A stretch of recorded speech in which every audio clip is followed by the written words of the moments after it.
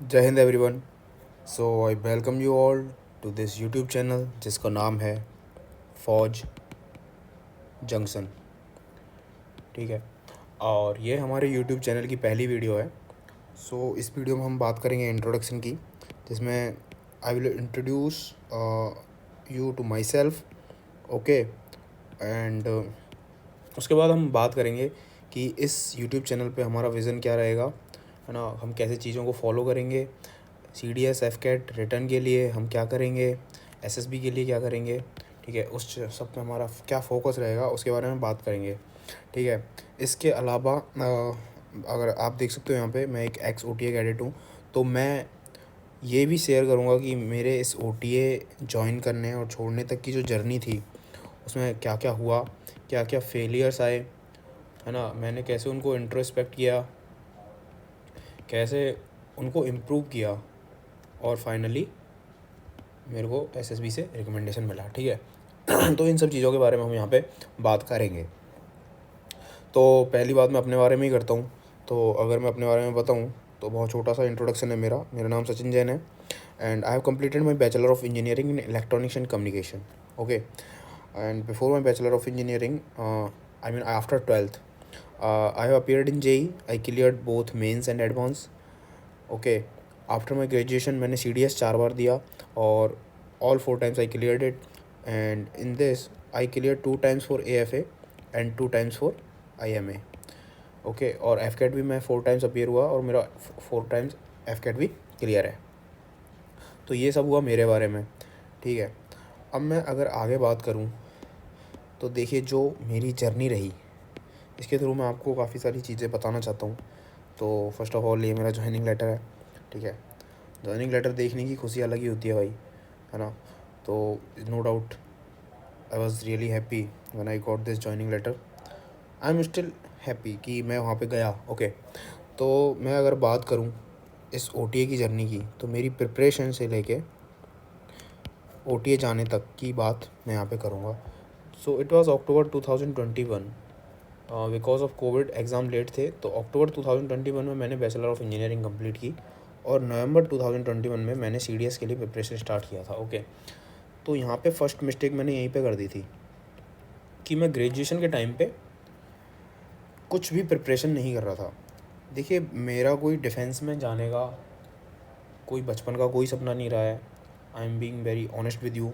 Okay, इसलिए मैंने कभी NDA में अपीयर नहीं हुआ, ना मेरे को NDA के बारे में पता भी नहीं था। It was my first year, जब मैं अपनी ग्रेजुएशन के फर्स्ट ईयर में था तो मुझे डिफेंस फोर्सेस के बारे में पता चला। एक्चुअली जो मेरा रूम था वो सेनापति भवन के सामने था, है ना। एयरफोर्स स्टेशन एरिया में मैं रहता था, जोधपुर। तो वहाँ मेरे को डिफेंस फोर्सेस के बारे में पहली बार जब पता चला तो मैंने थोड़ा बहुत रिसर्च किया, तो मेरे को अच्छा लगा। तो first year I decided that I am going to join the defence forces. तो लेकिन तब भी मेरी गलती क्या थी, फर्स्ट ईयर से लेके फोर्थ ईयर तक, फाइनल ईयर तक मेरे पास 4 साल थे। मैं उसके लिए कुछ प्रिपेयर नहीं कर रहा था। मैं सोच रहा था कि ग्रेजुएशन के बाद प्रिपरेशन स्टार्ट करूँगा। तो अगर आप लोग ग्रेजुएशन में हैं या जो NDA वाले हैं वो अभी 11th-12th में होंगे, तो आप ये ना सोचें कि कंप्लीट होने के बाद हम अपनी प्रिपरेशन स्टार्ट करेंगे। ठीक है, ये मिस्टेक मैंने की, मैं नहीं चाहता कि तुम लोग भी ये मिस्टेक करो। तो आप लोग अभी अपनी प्रिपरेशन स्टार्ट कर दो। वो कैसे करनी है वो हम अपकमिंग वीडियोज़ में देखेंगे। इसमें भी हम थोड़ा बहुत देखेंगे कि हम क्या क्या कर सकते हैं। ठीक है, so this was my first mistake. But मैंने नवंबर में प्रिपरेशन स्टार्ट कर दी थी, तो 2022 का जो CDS था 1 और FCAT 1 वो मेरा टारगेट था। ठीक है, मैंने ये दोनों एग्ज़ाम क्लियर किए। CDS मेरा AFA के लिए क्लियर हुआ था, FCAT तो होता ही एयरफोर्स का है। तो मेरा जो फर्स्ट SSB था वो AFS भी था FCAT से। ठीक है, वो था देहरादून। और तो जब मैं SSB देने जा रहा था, मतलब मेरा एग्ज़ाम क्लियर हुआ, तो मैंने SSB के बारे में थोड़ा बहुत देखा। फिर मुझे लगा कि ये एक इंटरव्यू है तो मुझे रॉ जाना चाहिए। मैंने कुछ भी प्रिपरेशन नहीं की थी। मैंने बस ये देखा कि हाँ, SSB 5 दिन का प्रोसेस है। फर्स्ट डे 2 OIR टेस्ट होंगे, रीजनिंग टेस्ट होंगे, उसके बाद एक इमेज पे स्टोरी लिखनी है। बस ऐसे मैंने देख लिया और मैं चला गया। This was my biggest mistake मैं कहूँगा, है ना।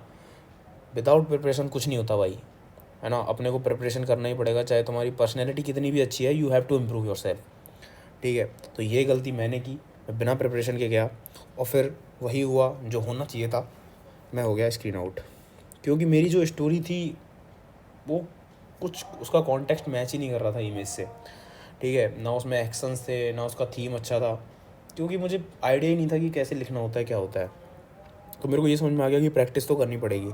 फिर मेरा जो सेकंड AFSB आया, जो कि CDS से था, वो आया गांधीनगर।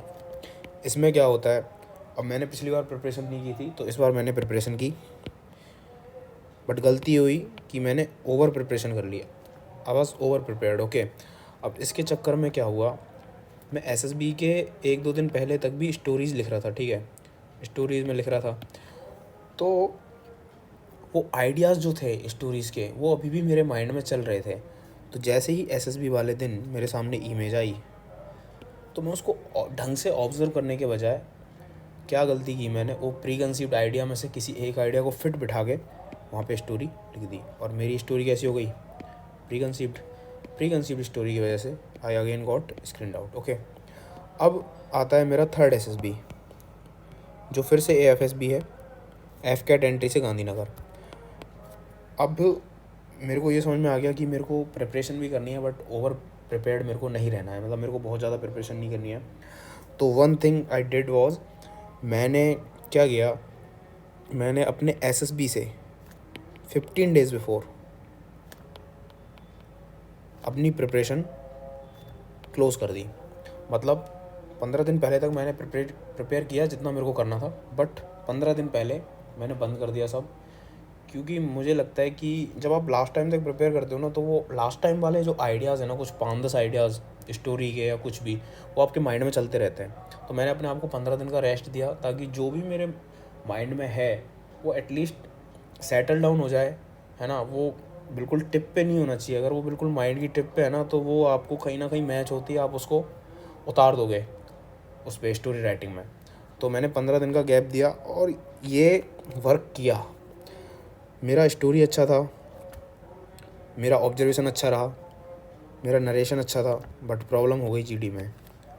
क्योंकि GD प्रैक्टिस करने का ऑप्शन ही नहीं था, ठीक है। कोई फ्रेंड्स नहीं थे ऐसे जो GD प्रैक्टिस करते थे, कुछ नहीं था, और मैं हो गया फिर से स्क्रीन आउट। अब मेरा जो फोर्थ SSB आया, वो था 11 SSB इलाहाबाद, जो TGC एंट्री था। तो मुझे ये समझ में आ गया था कि मेरे को GD पे भी प्रैक्टिस करने की ज़रूरत है। सो मैंने क्या किया, मैंने 4-5 फ्रेंड्स को ढूंढा जो लाइक माइंडेड थे, जो एम्बिशियस थे, और हमने एक ग्रुप फॉर्म किया, ओके। और हम उसमें GD सेशंस रखते थे। बट मैं बता रहा हूँ, ये बहुत टफ़ है। हम लोगों ने भी बहुत मुश्किल से ये सब मैनेज किया, क्योंकि ऐसे 4-5 फ्रेंड्स ढूंढना जो आपके जैसे हैं, जो आपके जैसे कमिटेड हैं, वो टफ़ है। क्योंकि कभी कोई सुबह फ्री होता है, कोई शाम को फ्री होता है, सबका शेड्यूल अलग है, सब कुछ अलग है ना। तो आप एक रेगुलरिटी से, कंसिस्टेंसी से ये GD सेशंस नहीं रख सकते, है ना। इसके लिए भी हमने टेलीग्राम ग्रुप बनाया है, और हम देखेंगे शायद हम वीक में 1 या 2 GD सेशंस रखने का ट्राई करेंगे, है ना, जिससे आप लोगों की प्रैक्टिस होती रहे। तो ये प्रॉब्लम हुई, बट समहाउ वी मैनेज, हमने GD फिर भी ठीक ठाक कर लिया था। तो जब मेरा फोर्थ अटैम्प्ट आया, तो मेरा GD अच्छा था, नरेशन अच्छा, ऑब्जर्वेशन, स्टोरी, मेरा सब कुछ अच्छा था, और मैं फाइनली स्क्रीन इन हो गया, ठीक है। अब मेरा ऑब्जर्वेशन और स्टोरी राइटिंग पहले ही बहुत अच्छा हो चुका था। अब देखिए, स्क्रीन इन के बाद आपका जो साइक टेस्ट होता है, इसमें आपका ऑब्जर्वेशन ही है, स्टोरी राइटिंग ही है, क्योंकि इसमें TAT होगा, WAT होगा, है ना, SRT होगा, SDT होगा। देखिए, जो लोग नए हैं, जो बिल्कुल SSB के बारे में कुछ नहीं जानते, उनके लिए ये वर्ड शायद अजीब होंगे कि TAT WAT क्या है। सो तुमको घबराने की ज़रूरत नहीं है, जस्ट बी विद मी, है ना। अभी हम जस्ट बात कर रहे हैं, इन सब चीज़ों को हम डिटेल्ड में एनालाइज करेंगे कि ये है क्या, कैसे अपने आप को रिप्रेजेंट करना है, ये होता क्या है भाई, PPDT क्या है, TAT क्या है। तो just be with me for now, believe me, I will give you something that is really valuable and it will help you guys. So just be with me. तो जस्ट हुआ क्या, जो मेरा साइक था, मेरा ऑब्जर्वेशन, स्टोरी राइटिंग अच्छा हो चुका था, तो मेरा साइक अच्छा हुआ था, इट वॉज गुड, ठीक है। अब 3 असेसमेंट होते हैं, साइक, GTO एंड इंटरव्यू, ठीक है। तो साइक मेरा अच्छा था। और मैं आप सभी को जो बता दूं, जो रिपीटर्स हैं या फ्रेशर्स हैं, ये कोई स्टैट्स नहीं है, मेरे पास कोई डेटा नहीं है, मुझे नहीं पता क्या होता है, बट जो मेरी ऑब्जर्वेशन कहती है, मुझे लगता है जो साइक है ना, वो 50 से 60% इंपॉर्टेंस रखता है। क्योंकि psyche is all related to your mind, whether it is conscious, unconscious और सबकॉन्शियस, ओके। जो ये साइक टेस्ट डिज़ाइन किया गया है, इसमें आपका माइंड का हर पार्ट इन्वॉल्व है। हम आगे देखेंगे कॉन्शियस भी, सबकॉन्शियस भी, अनकॉन्शियस भी, ठीक है। वो इसी तरह से डिज़ाइन किया गया है, तो फुली माइंड आपका जो है इसमें इन्वॉल्व है। तो मेरे को ये है कि जब आपका माइंड ही किसी चीज़ के लिए तैयार नहीं है तो आपको कुछ भी ट्रेन नहीं किया जा सकता भाई, ठीक है। तो mind is the first thing जो प्रिपेयर होना चाहिए। तुम ट्रेनिंग झेलने के लिए तैयार हो या नहीं हो, ठीक है, तुमको कुछ सिखाया जा सकता है, नहीं सिखाया जा सकता, तो वो ये साइक टेस्ट तय करता है कि हाँ भाई तुम सिखाने के लायक हो, तुम सीख सकते हो। तो इसलिए मेरे को लगता है इसकी जो वेटेज है ना वो बहुत ज़्यादा है भाई। अगर आपका साइक अच्छा है ना तो 50-60% जो बैटल है वो हो चुकी है पूरी, ठीक है। अब बात करते हैं, फिर GTO आया तो मैं GD प्रैक्टिस करके सही कर लिया था, तो मेरा GD अच्छा हुआ। उसके बाद एक ग्रुप प्लानिंग एक्सरसाइज होती है, तो मेरा इफेक्टिव इंटेलिजेंस ठीक ठाक है। तो मेरा इसका जो सॉल्यूशन था वो ठीक था, और इसमें भी एक डिस्कशन होता है तो वो मेरा डिस्कशन भी ठीक था, ठीक है। उसके बाद PGT HGT ये सारे सही हुए थे टास्क, हमारा ग्रुप काफ़ी अच्छा था। एंड फाइनली जो मेरे को लगा कि मेरा GTO सही जा रहा है, तो वो मुझे पता चला जब मेरा कमांड टास्क आया।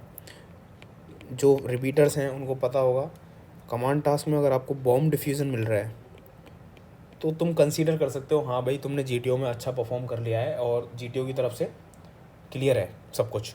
तो मेरे को बॉम्ब डिफ्यूज़न मिला, तो मैं वहीं पे श्योर हो गया था कि हाँ GTO मेरा अच्छा गया है, ठीक है। मेरा साइक अच्छा हो गया, GTO अच्छा हो गया। अब इंटरव्यू की बात करता हूँ, तो इंटरव्यू में मैं TGC एंट्री, टेक्निकल एंट्री से जा रहा हूँ। तो भाई इंटरव्यूइंग जो ऑफिसर है, जो IO है, वो कम से कम ये तो एक्सपेक्ट करेगा कि मैं टेक्निकल क्वेश्चंस के आंसर तो दूँ। बट हुआ क्या, उसने मेरे से 7 क्वेश्चंस टेक्निकल के किए और मैं 5 के आंसर नहीं दे पाया, मैं सिर्फ 2 के ही आंसर कर पाया, ठीक है। तो ये काफ़ी गलत चीज़ हुई मेरे साथ, मतलब मेरे को थोड़ा टेक्निकल पढ़ के जाना चाहिए था, वो मेरी गलती थी। बट हुआ क्या यहाँ पे, मैं 5 क्वेश्चंस आंसर नहीं करने के बाद भी ना मैंने पैनिक नहीं किया। आई वॉज रियली काम, मुझे नहीं आता था तो I was simply saying I don't know sir, ठीक है। मैं यही बोल रहा था कि आई डोंट नो सर, है ना। बट वो प्रेशर बिल्ड करने की कोशिश करेगा इंटरव्यूइंग ऑफिसर, बट अगर तुम उस प्रेशर को हैंडल कर सकते हो देन यू आर इन, क्योंकि ये सब प्रेशर के बारे में ही है ना। मुझे नहीं लगता कुछ बहुत ज़्यादा चीज़ें ऐसी हैं जो सिखाई नहीं जा सकती। अगर तुम्हारी साइकोलॉजी सही है तो तुमको कुछ भी सिखाया जा सकता है। इंटरव्यू में क्या हो रहा है, कम्युनिकेशन ही तो चेक हो रहा है, तुम कैसे कम्युनिकेट करते हो। क्या कम्युनिकेशन स्किल्स इंप्रूव नहीं होती, आराम से हो जाती है। 1 साल की ट्रेनिंग में आपकी कम्युनिकेशन स्किल्स ऐसी हो जाएंगी भाई, मतलब नेक्स्ट लेवल, ठीक है। वो सीखने लायक चीज़ है, तुम सीख लोगे, इम्प्रूव कर लोगे। बट अगर प्रेशर हैंडल करना नहीं आया तो तुम ट्रेनिंग भी हैंडल नहीं कर पाओगे भाई। तो अगर तुम इंटरव्यूइंग रूम में हाँ इंटरव्यू वाले रूम में बैठ के प्रेशर हैंडल कर रहे हो ना भाई, अगर तुम प्रेशर हैंडल कर रहे हो तो तुम कुछ भी कर लोगे, तुम जीत जाओगे भाई, कोई नहीं रोक सकता। तो ये सब हुआ। इंटरव्यू मुझे लगा कि सही नहीं गया, बट जब मेरा चेस्ट नंबर अनाउंस हुआ, फाइनली मेरा चेस्ट नंबर 16 था इस SSB में, मेरा फाइनली जब चेस्ट नंबर अनाउंस हुआ तो फिर मुझे ये चीज़ समझ में आ गई कि भाई बस प्रेशर हैंडल करना है और तुम्हारी साइकोलॉजी सही होनी चाहिए, बाकी तो सब सिखा देंगे ये। तो मैं फाइनली रिकमेंड हुआ, है ना। मेडिकल्स में मेरे को टैकीकार्डिया मिला था, है ना, क्योंकि मेरा उस टाइम पे कैफ़ीन इंटेक बहुत ज़्यादा था, कैफ़ीन इंटेक मेरा काफ़ी हाई था, तो मेरा टैकीकार्डिया था। टैकीकार्डिया बेसिकली होता है आपकी हार्ट रेट ज़्यादा होती है, ठीक है। मेरी हार्ट रेट काफ़ी हाई थी, 200-220 के आसपास भी आई थी एक बार तो कोई नहीं, फिर मेरे को AMB मिला। AMB में भी मेरा क्लियर नहीं हुआ था। फिर RMB में जो रिव्यू मेडिकल बोर्ड होता है, देखिए अब मेडिकल के लिए भी मैं सोच रहा हूँ कि एक दो वीडियो बना दी जाए, क्योंकि मेडिकल्स को लेके भी काफ़ी डाउट होता है कि क्या क्या टेस्ट होते हैं ना, कैसे कैसे क्लियर होता है, क्या होता है। तो वो भी हम डिस्कस कर लेंगे ना मेडिकल्स के बारे में भी। तो रिव्यू मेडिकल बोर्ड हुआ, मेरे को एक दिन के लिए वहाँ पे एडमिट किया गया, है ना, ऑब्जर्वेशन में रखा गया। तो फाइनली डॉक्टर ने मेरे को ग्रीन सिग्नल दे दिया कि हाँ तुम ठीक हो, कोई बात नहीं। तो बट हुआ क्या इसके बाद में हो गया मेरिट आउट, मेरिट लिस्ट आई, है ना। तो हम मेरिट आउट हो गए, क्योंकि जो टेक्निकल एंट्री उसमें वैसे ही काफ़ी बहुत कम सीटें होती हैं ना। तो कुछ लोगों को पता होगा, जैसे जो TGC और CDS, मतलब जो IMA एंट्रीज़ हैं, इनके जो मेरिट आउट्स होते हैं ना, उनको OTA से ज्वाइनिंग लेटर आ जाता है ना। अगर OTA में सीट खाली है तो आपको OTA से ज्वाइनिंग लेटर मिल जाएगा। और सेम मेरे साथ हुआ, मेरा OTA से ज्वाइनिंग लेटर इसी एंट्री के लिए आ गया था और मैंने OTA ज्वाइन कर लिया। तो ये चीज़ मेरी RMB में फ़िट तो हो गई थी, लेकिन OTA का जो वेदर है, जो भाई चेन्नई का वेदर है, वहाँ बहुत ह्यूमिडिटी है ना। तो मेरे को फिर से प्रॉब्लम होने लगी, मतलब ब्रीथिंग में मेरे को इश्यू होने लगे फिर से, क्योंकि वहाँ पे एक तो आपकी ट्रेनिंग है, टफ तो है ही, है ना, फिर ऊपर से वेदर जो है ना वहाँ का, वो ब्रीथिंग मेरे को प्रॉब्लम होने लगी, मेरे लेग में भी इंजरी हो गई थी, है ना, कुछ और भी रीजंस थे, तो इसकी वजह से मेरे को हेल्थ के चलते हुए मेरे को रिज़ाइन करना पड़ा, ठीक है। बट मेरे अंदर कोई रिग्रेट नहीं है इस चीज़ का, है ना, मैंने भाई पूरा ट्राई किया और मैंने किया भी, ठीक है। अब कुछ मेडिकल रीजंस की वजह से मेरे को रिज़ाइन करना पड़ा, तो बस रेजिग्नेशन के बाद अब मैं यहाँ हूँ आप लोगों के बीच, ठीक है, और आपसे बातें कर रहा हूँ। तो ये सब मेरे साथ हुआ, मैंने ये गलतियाँ की, आपने सुना होगा, जैसे मैंने ग्रेजुएशन के टाइम पे प्रिपरेशन नहीं कर रहा था, ये मेरी पहली गलती थी। एसएसबी के लिए रॉ चला गया, ये भी मेरी गलती थी। या फिर ज़्यादा प्रिपरेशन कर ली मैंने एसएसबी की, ये भी गलत है, ठीक है। सब कुछ लिमिटेड वे में होना चाहिए। तो इस चैनल पे हम वही देखेंगे कि एसएसबी में हमको करना क्या है भाई, क्या राइट अप्रोच है, कितना होना चाहिए, कितना अमाउंट होना चाहिए, ना कम होना चाहिए ना ज़्यादा होना चाहिए, ठीक है। कम हो गया तो भी दिक्कत है, ज़्यादा हो गया तो भी दिक्कत है, एकदम इक्वल होना चाहिए, जो रिक्वायर्ड होना चाहिए, ठीक है। वो हम देखेंगे। अब एसएसबी के टाइम पे जैसे मैं और भी प्रॉब्लम्स बता देता हूँ काफ़ी लोगों के साथ, जो मैंने अपने फ्रेंड्स वगैरह के साथ देखी। एक पीआईक्यू फॉर्म मिलता है आपको, बेसिकली ये आपका सीवी की तरह ही है, पर्सनल इन्फॉर्मेशन क्वेश्चनर, ठीक है। बेसिकली ये आपका सीवी है, ठीक है। तो मेरे को जो लगता है ना, ये बहुत इंपॉर्टेंट है भाई, मोस्ट इम्पॉर्टेंट मैं कह सकता हूँ इसको, क्योंकि आपके पीआईक्यू की जो एक कॉपी है ना, वो जाती है आपकी इंटरव्यूइंग ऑफिसर के पास, और एक कॉपी जाती है आपकी साइकोलॉजिस्ट के पास, ठीक है।